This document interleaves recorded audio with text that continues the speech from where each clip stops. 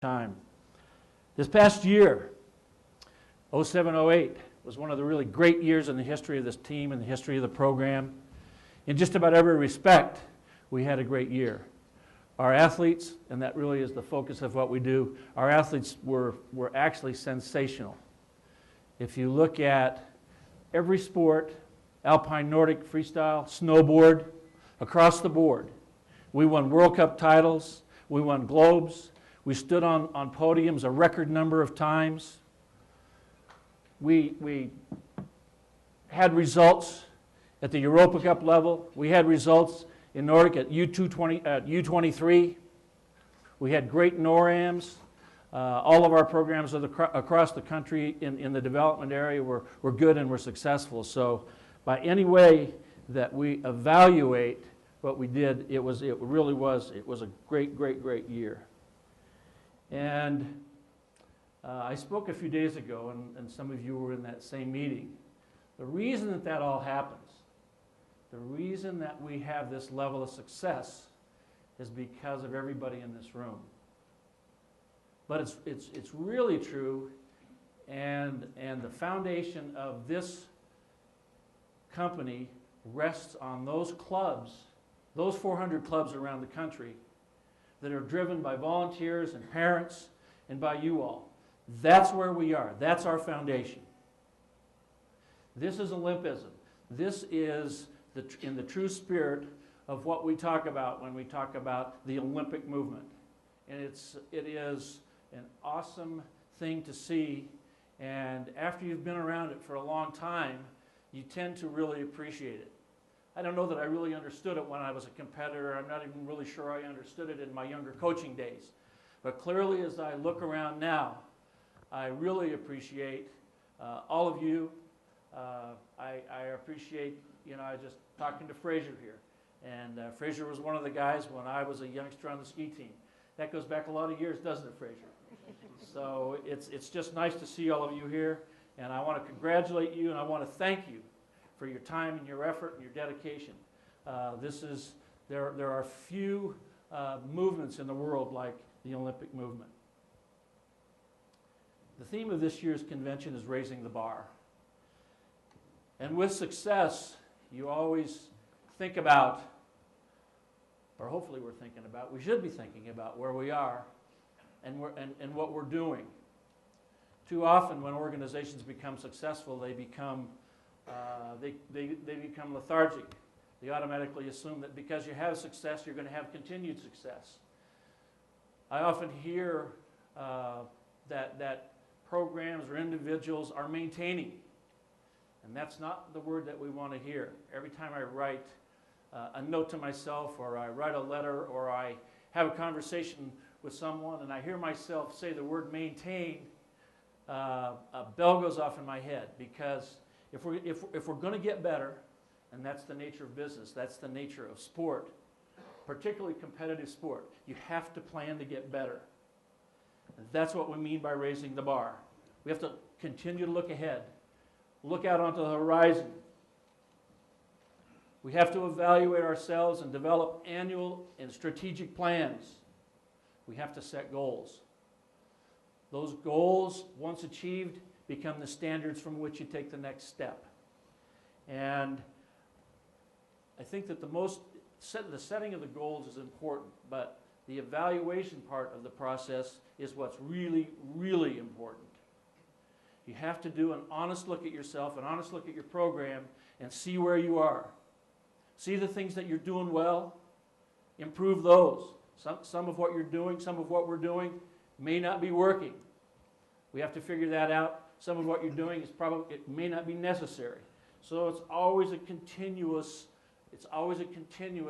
looking at what you're doing. It's a continuous evaluation, and we have to make sure that we're prioritizing and we're emphasizing what we're trying to get done.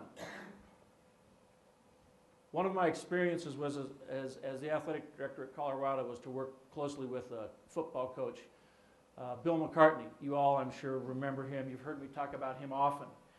He was a terrific leader. He was a great coach, and one of the areas that he always talked about was one of his sayings: You achieve what you emphasize. That's why you have to have priorities, and they've got to be laid out. You've got to get the first things done first, the most important things. You achieve what you emphasize. I think that we've been doing that. I think that the fact that, that we have done a good job in planning. We've developed good annual plans, and we have developed what I would call a good operational plan. In this last year, we really started to think more strategically. And we really started to push the outside of the envelope and think about not just next year and then 2 or 3 years out, maybe 4 or 5, but even when we were thinking about that, years 3, 4, and 5 were pretty nebulous. Now what we want to do is we not only want to be ready for 10, but we got to be thinking about 14, and then we've got to think about what we're going to look like in 2018 and beyond. That's the way we're going to sustain excellence. That's the way we're going to raise the bar. And it's a challenge. Doing this is a challenge. You get to the end of the year, you get to the end of the season, and you've worked hard, and you've put a lot of effort, and you want to enjoy that success. You want to sit down and you kind of want to catch your breath. But our company and our business and operation doesn't allow for that. We have to jump right back in, right at the end of the season. We're right into planning, and we're getting ready for the next year. Once we get into that next year's plan, then we have to hit it in the summer to create the strategic plan. It's an ongoing process, and you have to be unrelenting. You have to continue to pursue if we want to raise the bar and we want to get better, if we want to hit that target of best in the world. We've had success, and with success comes some other opportunities. With success gives you a chance to grow. And this past year, we hired a firm that did a communications audit for us. And they brought forth a number of recommendations and a number of thoughts. I'm sure that you have all noticed that you're receiving a lot more communication from TK and his office. Our newsletters are going out on a regular basis. Those newsletters are targeted, and our messages and information are there. Those will continue to be improved, and those will continue to come out on a regular basis. So our whole communications and promotions effort is going to grow. But one of the areas that this firm talked about was advocacy. What do we mean by an advocate? What is an advocate? An advocate is someone who passionately supports a cause. And this group said, you have a tremendous organization. You have tremendous opportunity. And in order to build your organization, it's basically a niche association. And you're the ones that have to care about it. You're the ones that have to be positive. You're the ones that have to talk about where this association is going and what the association is. We first have to become advocates on an internal basis. You are all committed. You're experienced. You're knowledgeable. You're passionate. You want this thing to be successful. So when we are working together and when we are thinking about who we are and where we're going, we need to do it in a positive frame of mind. And what I'm really talking about here is team. We need to develop a really, really good internal team, a positive internal team. Thinking about all of the things that we do. If you think about our mission, our vision, our goals, our values, we have a good organization. We are structured and we are set in the right way, and we're moving in the right direction. So it's important for you to think about that and do that internally. But then, when we're out there in the community, when we're out there looking for other people to be involved, out there selling our sport, trying to grow our sport, trying to create a larger base from which we can provide value to all of the stakeholders, but particularly donors and sponsors, parents, clubs, we need to deliver growth. We need to deliver that positive attitude. And what are we really selling in this association? what at heart are we talking about? First thing we're talking about is skill development. Skill development for our kids. Athletics, obviously, that's what we're doing. But think about all the other opportunities that we provide.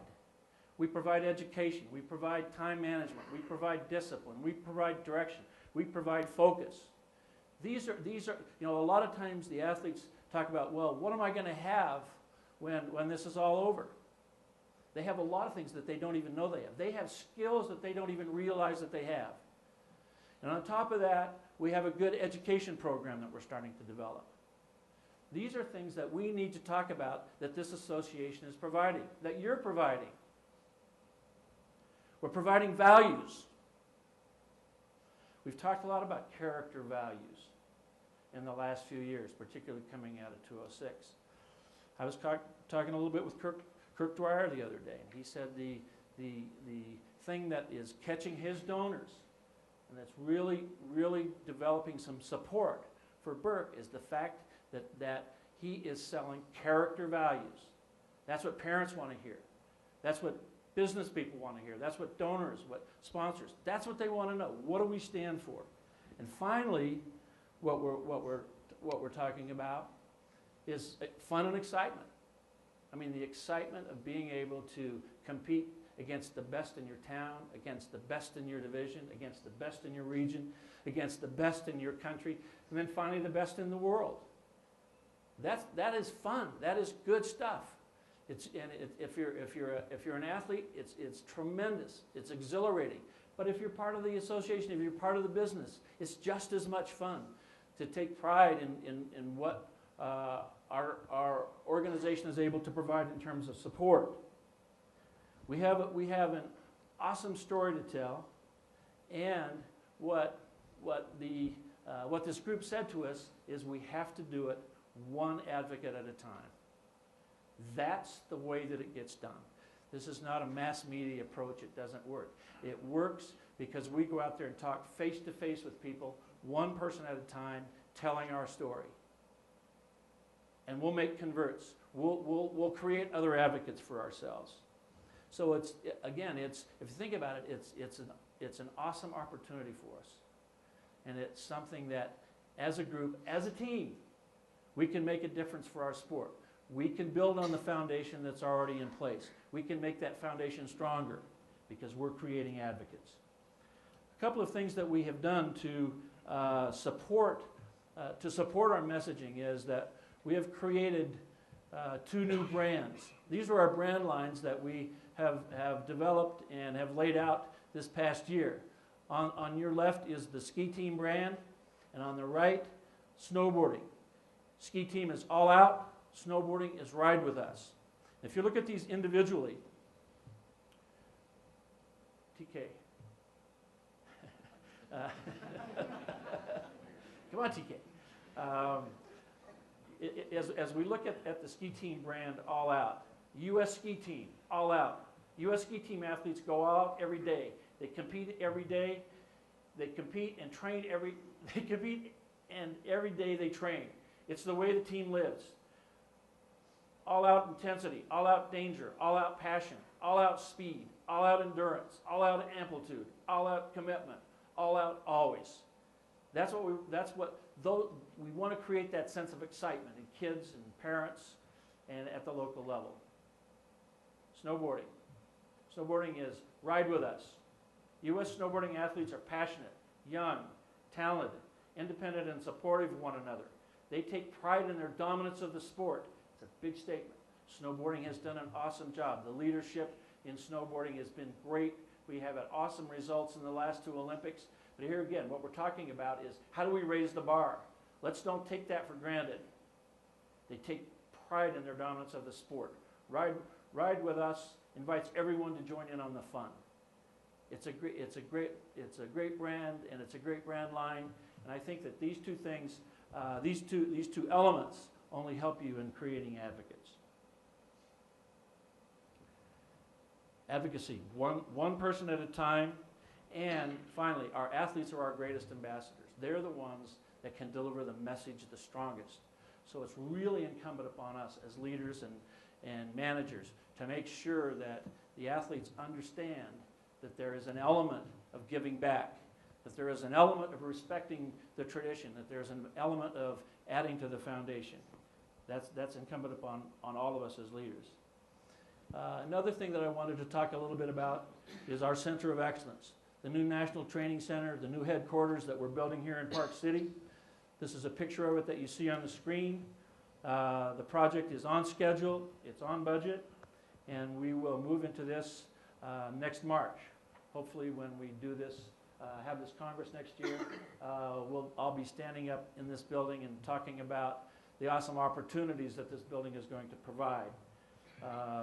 First, it will be a direct benefit to our athletes, to our elite athletes especially, but also to the development athletes in conditioning, in rehab, in taking advantage of the other elements, the nutritional education, technology, psychology. It's a facility that's dedicated to the athletes. More than half of the space is dedicated to them and to what they're trying to do. And I'm really excited about this because this building is being funded by an endowment that was developed and built by our Board of Trustees. The building is being paid for from that endowment, and the endowment will also continue to spin off incremental revenue into the annual operating budget. And finally, on this building, it's going to be the first time in the history of our association where athletes, coaches, and administration are going to be able to work together. And that's a huge part of team. You know, right now, here in town, we've got various offices around town, and you just lose that day-to-day contact, which is so important if we're going to build the team that we want to build. You can see to the bottom right about where we are on construction, and we'll offer some opportunities for all of you to go out and look around if you want to take the opportunity. I think that once you get out there and you get in it and you see what it's going to look like and what it's going to feel like, you'll really, really be impressed. You'll take a lot of pride in what we've all been able to do. And finally, just a couple of closing thoughts. As I said when I started, this is an awesome time in the history of this company, in the history of USSA. We have momentum and we have opportunity.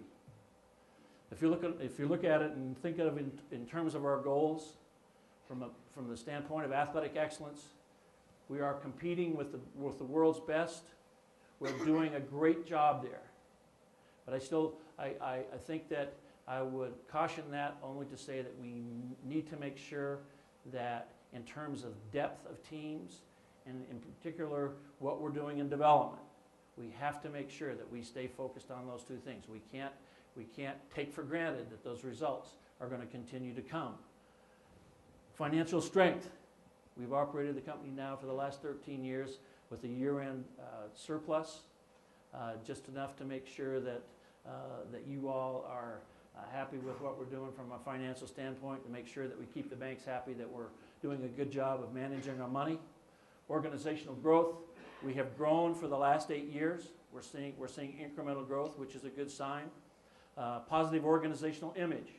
This was a goal that we put in when we first put these goals together in '97, and we didn't realize how difficult and what a challenge creating a positive image is. It takes a lot of work. It takes time and energy and discipline to make sure that everybody stays on message. But this last year in particular, our athletes and coaches did a fantastic job of representing themselves and what they were doing, representing the country, representing the organization. They really, really did a nice job, and you all should feel very, very good about that. And finally, strong partnerships. This organization and what we do is going to be the future is going to be determined by our ability to continue to build and enhance the partnership between all of our stakeholders, but particularly the partnership at the local level with the clubs, parents, coaches, and the ski resorts. The ski resorts are absolutely critical, and we need to manage and nurture those relationships. They are our stadiums. This is where we train. This is where, when we talk about advocacy and we talk about raising the bar, we can't do any of this stuff unless we've got a great relationship with our ski areas. They provide tremendous resources at every level. We talk about our opportunity to raise, to increase our fundraising on an annual basis. The lightning rod, the most important part of that is the Gold Pass program. The Gold Pass program comes to us from the National Ski Area Association. So that local partnership and then right up the pipeline to here in Park City, I believe that partnership is building and gaining strength, and we can't forget it. We have to make sure that ultimately we're functioning with one heartbeat. We're functioning at the lower level, and we're functioning in Park City. We're on the same page, and as you think about the center of excellence, it's not the building. The building isn't going to make the difference. What's going to make the difference is what goes on in that building. The attitude, the passion, the focus, the discipline, making things happen. That's what's going to make the difference in the company. It's a great time to be involved. I'm delighted that you're all here. I always enjoy getting together with all of you. Many of us have known each other for a long time, and thank you all very much for being here. Let's have a great couple days and enjoy the sunshine. Take care.